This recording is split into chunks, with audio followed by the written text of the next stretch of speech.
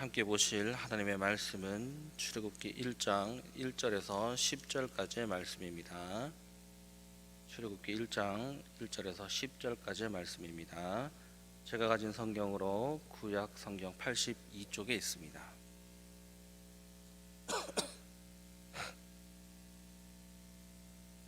출애굽기 1장 1절에서 10절까지 제가 봉독해 드리도록 하겠습니다. 야곱과 함께 각각 자기 가족을 데리고 애굽에 이른 이스라엘 아들들의 이름은 이러하니 루벤과 시므온과 레위와 유다와 이사갈과 스불론과 베냐민과 단과 납달리와 갓과 아셀이요. 야곱의 허리에서 나온 사람이 모두 70이요. 요셉은 애굽에 있었더라. 요셉과 그의 모든 형제와 그 시대의 사람은 다 죽었고 이스라엘 자손은 생육하고 불어나 번성하고 매우 강하여 온 땅에 가득하게 되었더라. 요셉을 알지 못하는 새 왕이 일어나 애굽을 다스리더니 그가 그 백성에게 이르되 이 백성 이스라엘 자손이 우리보다 많고 강하도다. 자, 우리가 그들에게 대하여 지혜롭게 하자.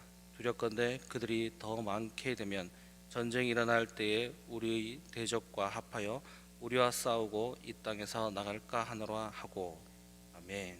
하나님 아버지 감사합니다. 오늘 이 새벽에도 우리에게 말씀의 자리를 허락하여 주시고 말씀을 드릴 수 있는 모든 것을 준비하고 허락하심을 감사드립니다.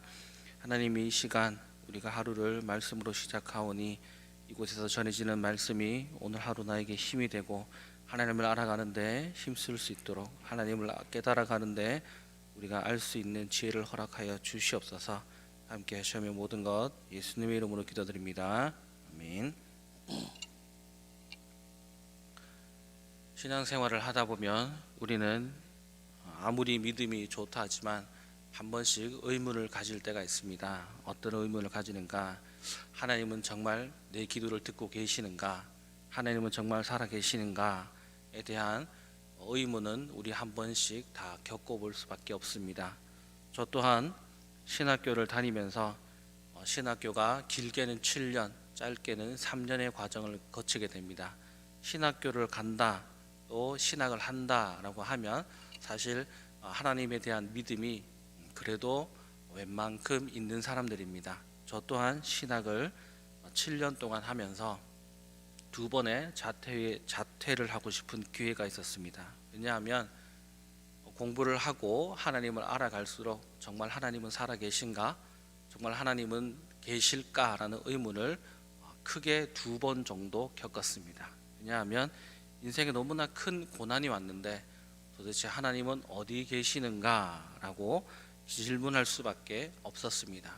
그 두 번의 자퇴의 기회가 있었지만 결국 제가 여기까지 오게 된 것은 그때마다 보여주신 하나님의 살아계심이 있었기 때문이고, 또한 우리가 신앙생활을 하면서도 그러한 경험들을 가지게 될 것입니다. 그런 큰 고난들을 겪고 그 고난 가운데 하나님이 살아계심을 발견하게 되어지면서 우리는 고난을 통과할 때마다 더욱더 탄탄하고 단단해지는 믿음을 가질 수밖에 없습니다. 그러나 이 모든 일련의 과정들이 나를 근거로 해서 일어나는 것이 아니라 하나님께서 준비하고 예비하고 계심을 성경 여기저기는 이야기하고 있습니다. 오늘 본문을 보시기 전에 우리가 이 본문에 대한 배경을 어느 정도 아셔야 됩니다. 우선적으로 이 성경이 누구를 위해 쓰여졌는가에 대한 고민과 질문을 한번 던져봐야 될 것입니다. 오늘 보신 본문은 모세 오경 중에 한 책입니다. 모세가 기록한 5권의 책 중에 하나입니다. 하나님은 왜 모세에게 성경을 기록하라고 했을까라는 생각을 해보자면, 모세는 애굽을 빠져나온 이후에 창세기와 출애굽기를 기록합니다. 왜냐하면 이스라엘 백성들에게 하나님이 누구이시며 우리가 누구인지를 알려야 되기 때문입니다. 이 배경은 왜 굳이 이것을 통해서 이야기하고 있냐? 이 배경을 보자면 1절에서 6절에 보시면 12지파의 조상들이 모두 죽고 이스라엘 백성들은 약 400년이라는 시간 동안 애굽에서 살았습니다. 출애굽에 대해서 추측을 해보건대 아마 애굽에 있는 이스라엘 백성들은 하나님에 대한 이름은 알고 하나님이 어떤 분인지에 대한 이야기는 들었지만 피부로 실감하지 못하였고, 도리어 하나님을 애굽에 있는 여러 신들 정도로 생각할 수밖에 없습니다. 그 예로 모세가 하나님의 명을 받고 나타났을 때 이스라엘 백성들은 모세를 핍박하고 멀리 하려고 하는 모습을 볼 수 있습니다. 쉽게 말하자면 이 한국에서 자라나면 불교와 산신령이라고 하는 것 믿지 않지만 그게 뭔지 정도는 알고 있습니다. 그 한국 사회에 영향을 미쳤기 때문이죠. 지금 이스라엘 백성들도 하나님을 생각할 때 이와 같습니다. 분명히 하나님이라고 하는 신은 알고 있지만 그 신이 자신들에게 무슨 일을 했고 어떤 일을 했는지는 마치 전설의 고향과 같이 그저 옛날의 아브라함 할아버지 이야기처럼 생각하고 있었습니다. 그러니 이 이스라엘 백성들이 하나님을 제대로 알지 못했습니다. 그리고 애굽을 탈출하고 나서 보니 이스라엘 백성들이 궁금합니다. 왜 우리는 하나님에게 은혜를 입었는가? 하나님은 왜 우리를 탈출시켰는가? 그리고 우리는 무엇 때문에 하나님을 사랑을 받고 있는가에 대한 기록이 바로 창세기와 출애굽기라는 것입니다. 즉 지금 이 창세기와 출애굽기는 하나님을 모르는 사람이 아니라 하나님을 알고 있고, 우리로 말하면 교회를 다니고 있고 하나님을 알고 체험하고 경험했던 사람들에게 왜 하나님이 우리를 사랑하고 있고 이 하나님의 구원의 근거가 어디에 있는가를 기록하는 책입니다. 그러니 이스라엘 백성들이 고통을 받고 있을 때, 우리가 고난을 받고 있을 때 하나님은 어디 계셨는가? 하나님은 무엇을 하셨는가? 그리고 하나님이 도대체 우리를 위해서 무엇을 준비하셨는가에 대한 기록들이 여기에 있습니다. 그래서 이스라엘 백성들은 알게 됩니다. 고통과 고난을 받을 때에 하나님이 아무것도 하지 않고 가만히 계셨던 분이 아니라 바로 고통과 고난을 받고 있는 지금 이 시간에도 하나님은 우리를 위하여 준비하고 우리의 것을 예비하고 있고 하나님은 일하시고 계셨다는 것을 보여주기 위함인 것입니다. 우리의 시선은, 인간의 시선은 너무나 짧기 때문에 지금 당장 1분 뒤에 무슨 일이 벌어질지 알 수 없습니다. 그러나 하나님은 우리가 느끼지 못하고 보지 못하는 이 순간에도 우리 각자의 인생 한 명 한 명을 위하여 하나님의 예비하심이 준비되어져 있고 그 하나님의 작정하심이 하나님은 끊임없이 이 일을 통하여 우리 한 명 한 명을 살려 가실 것입니다. 출애굽하기 전에 창세기는 어떤 시대였습니까? 족장의 시대였습니다. 나라가 딱히 갖추어지지 못했던 시절이고 부족이 사라지고 새로 생겨도 이상하지 않은 시대였습니다. 이 시대의 나라는 애굽, 즉 이집트밖에 없었습니다. 그래서 보호받을 것이 없었습니다. 이런 부족은 언제 사라질지 모릅니다. 작은 전쟁으로 사라질 수도 있고요. 가뭄과 기근으로 아사하여 사라질 수도 있습니다. 그런 시대에 하나님은 아브라함의 언약대로 아브라함의 후손들을 보호하기 위해서 요셉을 사용하여 애굽, 이집트라고 하는 나라로 보내셨습니다. 이 약속이 창세기 15장 13절에 보시면 여호와께서 아브라함에게 이르시되 너는 반드시 알라 내 자손이 이방에서 객이 되고 그들을 섬기고 그들은 400년 동안 내 자손을 괴롭히리니 라고 아브라함에게 약속한 일들이 벌어지고 있습니다. 그리고 400년이 흐리고 나서 7절, 9절, 10절에 보시면 7절에는 이스라엘 자손은 생육하고 불어나 번성하고 매우 강하여 온 땅에 가득하게 되었더라. 9절과 10절입니다. 그가 백성에게 이르되 이 백성 이스라엘 자손이 우리보다 많고 강하도다. 자, 우리가 그들에게 대하여 지혜롭게 하자. 두렵건대 그들이 더 많게 되면 전쟁이 일어날 때 우리 대적과 합하여 우리와 싸우고 이 땅에서 나갈까 하노라 하고. 여기 보시듯이 이집트가 이미 나라가 구성되어져 있을 때 작은 부족 하나가 들어왔습니다. 그런데 400년이 지나고 난 다음에 이 부족은 애굽을 위협할 정도로 강하고 크게 되었습니다. 이 일이 어떻게 이루어졌는가?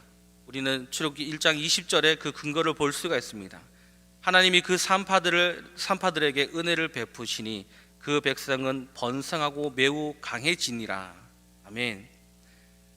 하나님이 산파에게 은혜를 주어서 그 백성, 그 산파가 받는 백성, 즉 이스라엘 백성들이 번성하고 매우 강하여졌는데, 그 시작이 하나님이 산파에게 은혜를 주었습니다.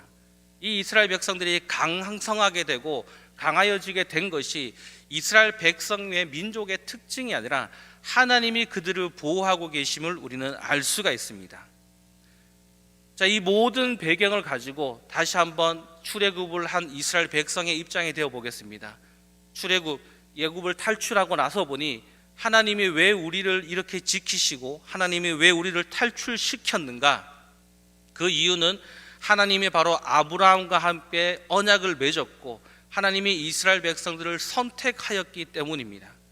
그것을 설명하고 있습니다. 너희가 잘났기 때문에 탈출시킨 것이 아니라 너희에게 무엇이 있기 때문이 아니라 하나님의 작정하심, 하나님이 선택하여서 그들을 살려내고 있음을, 그리고 긴 400년이라는 시간 동안 그들이 이스라엘 백성들이 하나님을 잊어버려 가고 있는 그 시간에도 하나님은 끊임없이 일하고 계셨고 자신이 맺은 그 언약을 이루기 위해서 사역하고 계셨음을 보여주고 있는 것입니다. 그러니 이스라엘 백성들이 출애굽을 한 다음 그들이 자신들의 근거가 어디에 있는지를 바라보게 되는 것이죠. 자신들의 가진 것이 아니라 하나님이 그들을 이끌어 내셨음입니다. 그리고 400년 동안 어찌 보면 평안하게 살았습니다. 그런데 그 탈출조차도 누구에게 있는가? 고난의 시작조차 이스라엘 백성들이 탈출을 마음먹게 되는 그 고난의 시작이 또한 누구에게 있는가? 바로 하나님에게 있음을 말하고 있습니다. 8절에 보시면 요셉을 알지 못하는 새 왕이 일어나 애굽을 다스리더니, 하나님은 백성에 대한 목적이 가나안 땅에 있음을 우리는 잘 알고 있습니다. 단순히 그 민족이 커지는 것에 중점을 두는 것이 아니라 아브라함에게 약속하였던 것은 그 후손들이 많아지게 되는 것이 끝나는 것이 아니라 많아졌기 때문에 가나안 땅으로 가게 만드십니다. 왜냐하면 하나님의 목적이 그 가나안 땅에 있는 것입니다. 그러기 위해서는 지금 이 이스라엘 백성들이 평안하게 살고 있는 이 애굽에서 그들에게 고통과 고난이 주어져야 되는 것입니다. 지금 이 평안함을 떠나야 되는 근거를 마련해야 되는 것입니다. 하나님은 그들을 설득시키기 위하여 요셉을 알지 못하는 왕, 즉 이스라엘 백성들을 괴롭게 할 만한 왕을 일으켜 세우고 있는 것입니다. 우리는 고난을 받을 때 이 고난이 어디서부터 시작되었는가 고민하게 됩니다. 이 고통과 괴로움이 도대체 어디서부터 시작되었는가? 내가 무엇을 잘못하였는가? 우리는 인과응보라고 하는 것에 익숙해져 있기 때문에 내가 잘못했기 때문에 고통을 받는다라는 생각을 하게 됩니다. 물론 당연한 것입니다. 하나님은 우리에게 매를 드시고 우리가 잘못할 때에 매를 들고 우리를 때리시고 바른 길로 인도하시고 바른 길로 이끌어 가시는 분입니다. 그러나 때로는 내가 잘못한 것 같지 않은데, 내가 지금 신앙생활을 열심히 하고 있는데도 알 수 없는 고통과 고난이 올 때가 있습니다. 그럴 때 우리는 이런 의문을 가집니다. 정말 하나님이 살아계신가? 하나님은 정말 계신가? 하나님이 계시다면 내가 이해할 수 없는 이 고통과 고난이 도대체 어디서부터 시작되고 있는가? 아마 이스라엘 백성들도 출애굽을 하기 전에 왜 이런 고통을 받고 있는가? 우리가 무엇을 잘못했기 때문에 고통받고 있는가? 고민했을 것입니다.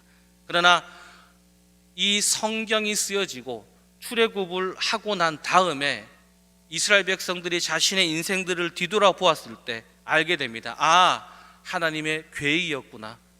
하나님이 우리를 여기까지 인도하시기 위해 필요했던 것이구나 라고 하는 것을 깨닫게 됩니다. 모세가 출애굽기와 창세기를 기록하고 난 다음에 하나님이 설명되어지고 난 다음에서야 알게 됩니다. 우리 인생도 마찬가지입니다.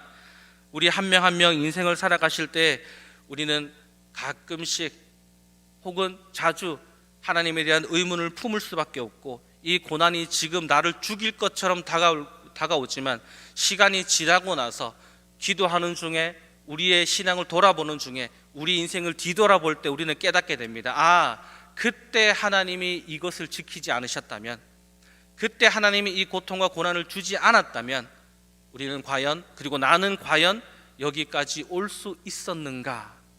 오히려 우리는 그때 지금 이 자리에 서서 과거의 고통과 고난을 뒤돌아볼 때 감사하는 경우가 많이 있습니다. 그 고난이 있어야지만 우리가 하나님 앞에 한 발자국 다가갈 수 있는 일들이 있었습니다. 문제는 그때는 몰랐다는 것입니다. 제가 자퇴를 하기 위해서 2번이나 학교를 방문하고 교수님들과 상담하면서 진지하게 이 길을 그만두고자 하나님이 없습니다 라고 고민할 때 뒤돌아보니 그 고민과 고통과 그 많은 질문들을 들고 있어야지만 하나님 앞에 더 다가갈 수 있었던 것입니다. 우리는 또한 이 일을 구약에서뿐만 아니라 또한 여러 곳에도 볼 수 있습니다. 그러나 성경에서 한 예시를 들자면 바로 욥을 들 수가 있습니다. 욥은 어떤 사람이었습니까? 욥은 하나님 앞에 부족한 것이 없던 사람이었습니다. 그러나 이 욥은 여러 가지 고난을 통해 자신이 무엇을 잘못했는지 친구들과 함께 논쟁을 합니다. 그리고 마지막에 가서도 하나님 앞에 따집니다. 내가 무엇을 잘못했습니까? 라고 따집니다. 욥은 자신이 무엇을 잘못했는가 잘했는가를 따지며 이 고통과 고난의 원인을 찾으려고 했지만 하나님이 그 대답을 하지 않습니다. 도리어 다른 말을 합니다. 네가 하늘의 얼음이 어떻게 만들어지는지 아느냐? 네가 저기 새끼가 어떻게 생기는지 아느냐? 도저히 욥은 알 수 없는 말을 하십니다. 욥이 알 수 없고 하나님이 아니고서는 알 수 없는 여러 가지 자연의 이치라든가 세상의 이치들에 대한 질문을 던질 때 욥은 마지막에 이렇게 얘기합니다. 욥기 42장 1절에서 5절 같이 이렇게 얘기합니다. 욥이 여호와께 대답하여 이르되 주께서는 못하실 일이 없사오며 무슨 계획이든지 못 이루실 것이 없는 줄 아오니 무지한 말로 이치를 가리는 자가 누구이니까? 나는 깨닫지 못한 일을 말하였고 스스로 알 수도 없고 헤아리기도 어려운 일을 말하였나이다. 내가 말하겠사오니 주는 들으시고 내가 주께 묻겠사오니 주여 내게 알게 하옵소서. 내가 주께 대하여 귀로 듣기만 하였사오나 이제는 눈으로 주를 배움나이다. 욥은 자신의 고난이 자기의 잘못에게 있다라고 생각하고 그리고 자기가 누렸던 그 평안이 사라짐으로 괴로움에 있었지만 하나님은 그 고난을 통해 욥에게 무엇을 가르치느냐? 하나님을 가르쳤습니다. 네가 단지 지금 평화롭고 부유한 곳에 만족해 있지 말고 네가 고통과 고난에 있으면서 하나님이 욥에게 요구했던 것은 더 큰 부를 가지고 더 큰 평안을 가지라고 얘기하는 것이 아니라 네 인생의 부와 평안보다 더 중요한 것, 하나님이 누구이신지를 똑바로 바라보라고 얘기하는 것입니다. 그러니 욥이 하나님과의 대화 가운데 내 괴로움이 어디서부터 왔습니까? 라는 지극히 인간적인 질문을 할 때에 하나님께서는 너는 겨우 그거밖에 보지 못하느냐? 나는 네가 알지 못하는 것을 하고 있다 라고 이야기했을 때 욥이 깨달아 말하고 있는 것이 무지한 말로 이치를 가리는 자가 누구니까? 나는 깨닫지 못하는 일을 말하였고 스스로 알 수도 없고 헤아리기 어려운 말을 하였나이다. 내 인생의 목적이 평안함과 부를 누리며 지금 이 애굽 땅에서 살고 있는 것이 중요한 것이 아니라 내가 알 수 없는 고난을 통하여서 하나님을 의지할 수밖에 없도록 하여서 내 인생의 모든 방향들이 하나님을 바라보게 만들어 내시는 것입니다. 그래서 우리의 인생의 목표가 하나님을 좀 더 알게 하고 하나님을 알므로써 우리가 기쁨을 누리는 삶, 가나안 땅으로 가게 만드는 그 광야를 통과할 수밖에 없는 것으로 하나님은 우리를 내쫓으십니다. 그리고 이것이 우리가 기도할 수밖에 없도록 만들고 하나님을 떠날 수 없도록 만들어서 우리 인생의 가치가 세상의 가치에 있는 것이 아니라, 세상이 바라볼 때 부러워할 만한 가치가 아니라 하나님을 아는 고귀한 가치로 우리를 이끌어가고 있다라고 하는 것입니다. 언제 깨닫게 될까요? 우리의 인생을 뒤돌아 보았을 때 하나님이 여기까지 나를 이끄셨다라는 고백, 이 성경을 읽을 때마다 믿는 자에게 기록되어진, 왜 우리를 구원 가운데로 인도하셨고 하나님을 떠나지 못하는 삶을 살아가게 만드는가, 이 성경을 읽을 때마다 하나님은 우리에게 깨닫게 해주시고 그것이 우리의 기쁨이 되는 것입니다. 우리의 인생은 이 세상에 머무는 것이 아니라 저 천국을 향해 방향을 잡고 가야 되는 것입니다. 구약시대에는 아브라함에게 언약하였습니다. 그리고 신약에 들어와서는 요한복음 1장 12절에 예수님과 십자가를 통하여 다시 한번 언약하셨습니다. 언약하는 자 곧 그 이름을 믿는 자들에게는 하나님의 자녀가 되는 권세를 주셨으니 라고 말하고 있습니다. 자녀가 되는 권세가 무엇일까요? 자녀가 되었기 때문에 대단한 힘이 생기는 것이 아니라, 물론 여러 가지 권세들이 생길 수 있습니다. 그러나 우리가 먼저 생각해 볼 수 있는 것은 하나님의 자녀가 되셨습니다. 이것은 하나님이 여러분과 아무 관계없다고 말하고 있지 않습니다. 고아와 과부처럼 내팽겨 쳐지는 것이 아니라 여러분의 고통과 고난, 그리고 여러분의 성장에 있어 자녀가 어린아이에서부터 성인이 될 때까지, 성장할 때까지 부모와 자녀는 끊임없이 도와주고, 부모는 그 자녀를 내팽겨 쳐지 않습니다. 우리 그 자녀가 온전히 성장하도록 옆에서 물심양면으로 도울 것입니다. 하나님은 여러분의 자녀 삼으셨습니다.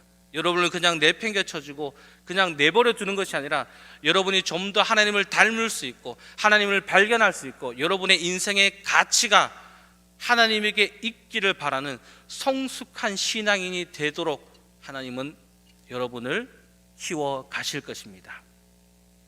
지금 어떤 고난과 고통 가운데 계십니까? 그러나 하나님은 일하지 않는 것처럼 보이지만 여러분을 자녀 삼으셨고 여러분에게 그 언약을 주셨고 십자가를 통하여 여러분을 끊임없이 키워 가실 것입니다. 여러분은 오랜 시간이 지난 후에 우리는 이렇게 고백할 것입니다. 실패와 고난을 통해 하나님을 좀 더 알게 되었다고, 그리고 하나님이 끊임없이 일하고 계심을, 또 그것이 우리에게 은혜이고 감사하게 되는 제목을 발견하게 되시게 될 것입니다. 왜냐하면 예수님의 십자가로 우리에게 그 언약을 주셨기 때문입니다. 그러니 여러분, 지금 실패 가운데 있고 고통과 고난 가운데 우리가 쓰러져 있다 할지라도 절망하지 마시고 쓰러지지 마시고, 도리어 이 고통과 고난 가운데 있을 때 우리는 더욱더 하나님의 일하심을 기대하며 하나님이 우리에게 무슨 은혜를 주실까를 우리가 기대하는 삶을 살아가게 되는 귀한 여러분이 되시기를 간절히 소원합니다. 기도하겠습니다.